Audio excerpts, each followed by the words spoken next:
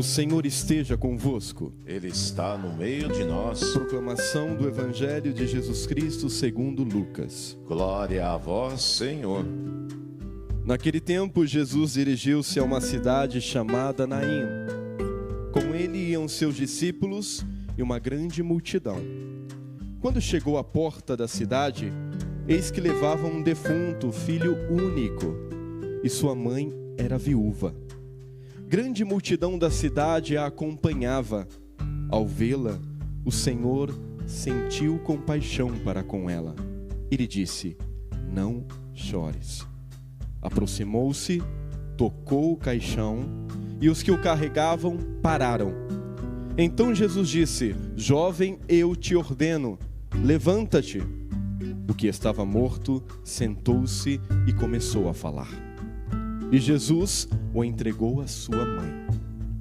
Todos ficaram com muito medo e glorificavam a Deus, dizendo: um grande profeta apareceu entre nós, e Deus veio visitar o seu povo. E a notícia do fato espalhou-se pela Judeia inteira e por toda a redondeza. Palavra da salvação. Glória a vós, Senhor. Querido Padre Eduardo, irmãos e irmãs aqui reunidos em torno do altar do Senhor, a palavra de Deus hoje vem nos trazer uma esperança e um chamado. A esperança de que sempre somos vistos e ouvidos pelo Senhor. E o chamado também a fazer o mesmo. Irmãos e irmãs, o Senhor está caminhando próximo desta cidade, na verdade um pequeno povoado, até hoje Naim é um pequeno povoado ali na Galileia. E Jesus olha para este povoado e encontra um cortejo. E esta mulher viúva com um filho único no caixão. As mães que perderam seus filhos, podem viver mais profundamente aquilo que significa este evangelho. A dor desta mulher sendo viúva com seu filho único no caixão. E é bonito que Jesus olha, a viu. Esta capacidade de olhar para o outro que Jesus nos convida a viver. De olhar para o sofrimento do outro, tal como está. E olhar não é fácil. A gente às vezes está no ônibus, ou no metrô, ou na rua, e aparece alguém fazendo um pedido para a gente, às vezes distribuindo o bilhetinho, né? Olha, eu sou surdo, eu tenho minha família para cuidar. E a gente tem a tentação de não olhar. Quando a gente entrega o bilhetinho, muitas vezes sem nada, e a gente não olha para a pessoa. Por que a gente não olha? Porque olhar é entrar em comunicação, em comunhão com ela. É verdade ou não é? E a gente não quer se responsabilizar por aquilo, por aquele sofrimento. Então a gente entrega o bilhetinho assim. Jesus olha. E olhar é entrar em comunhão com o outro. E ele entra em comunhão e sente compaixão daquela mulher. Se sente no lugar. Toma as dores da mulher como se fossem suas, porque cristão não sente pena do outro, sente misericórdia e compaixão. A pena, você fica estabilizado, que pena, coitadinho, não é? A misericórdia e a compaixão, não. Você assume para si a dor do outro como se fosse sua. E é esta compaixão que o mundo precisa. Talvez seja uma das maiores enfermidades deste mundo doente, que a pandemia passou, mas parece que nós estamos ainda doentes, incapazes de sentir compaixão do outro. Plásticos, superficiais, esta é a grande tentação, principalmente do cristão. Ontem eu estava sentado na praça, estava caminhando e recebi uma mensagem pelo WhatsApp. E aí sentei numa praça, e sentar nas praças das nossas cidades, que é algo que fazemos muito pouco, é muito interessante. Porque na praça da cidade a gente percebe tudo o que está acontecendo. Mas a gente está ali, né, como um zumbi olhando para o celular todo o tempo, a gente não percebe o que está acontecendo no mundo. Já percebe que a gente está até andando demais encurvadinho assim, sabe? Porque a gente não levanta a cabeça para olhar o que está acontecendo, para olhar o sofrimento do outro. Às vezes na nossa casa também. Quantos de nós conhecemos realmente o que está vivendo no coração do esposo, da esposa, do filho? Porque a gente não gasta tempo e fica o dia inteiro ali conversando com o meio mundo pelo celular. E não conversa com quem está do nosso lado, não conhece o coração de quem está do nosso lado. Isso é anticristão.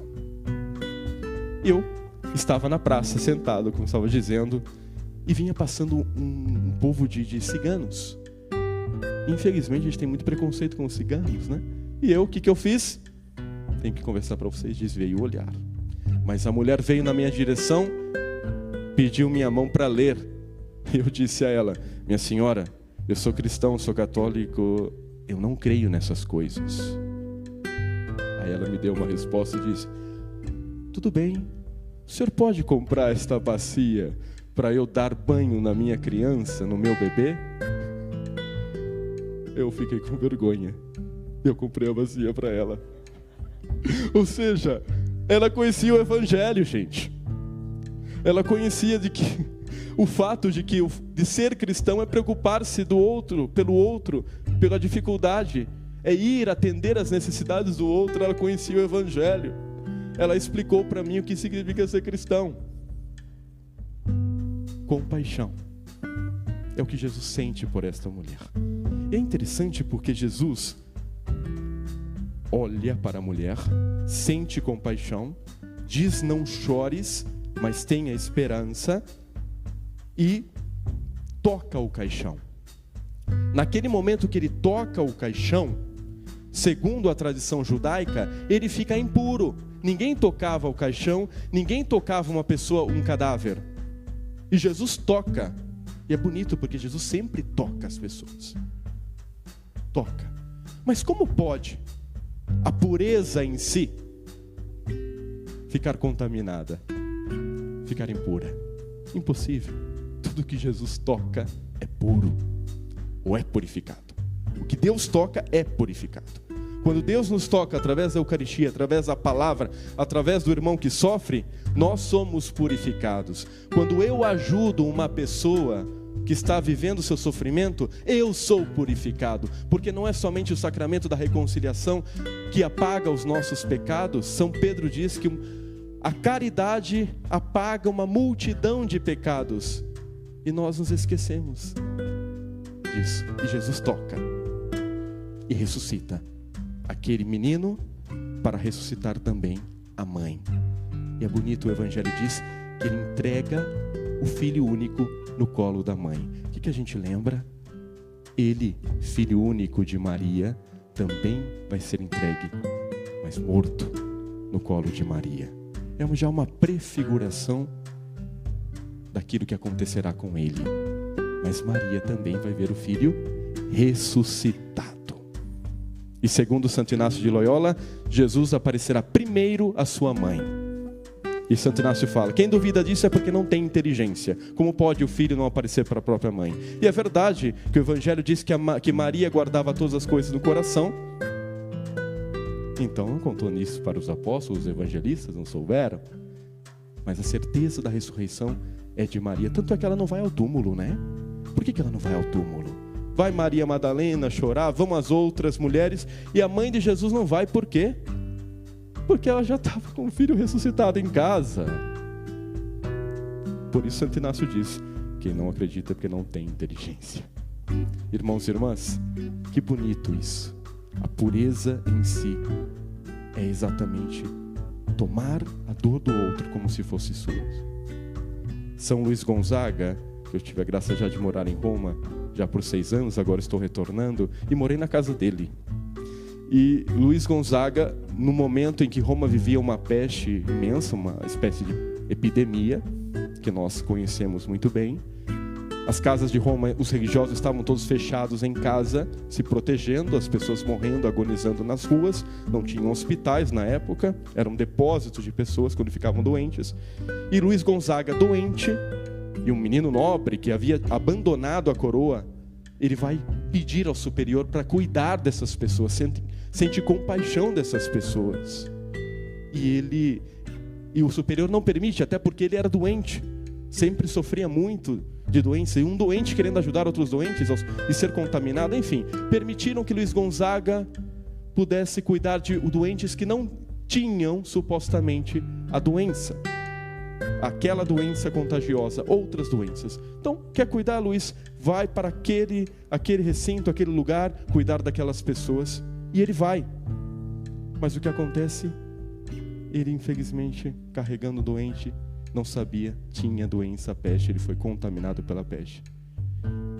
Durante aquele momento que ele estava carregando aquele doente, dois jesuítas olhavam e um dizia para o outro: você sabe o que é a pureza?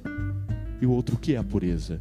E apontando Luiz Gonzaga ali, servindo os doentes com aquele amor, abraçando, o jesuíta disse: a pureza é aquilo, é aquele menino que não tem medo de sujar as mãos, que carrega o doente, o enfermo, o pobre, como se fosse o Santíssimo Sacramento.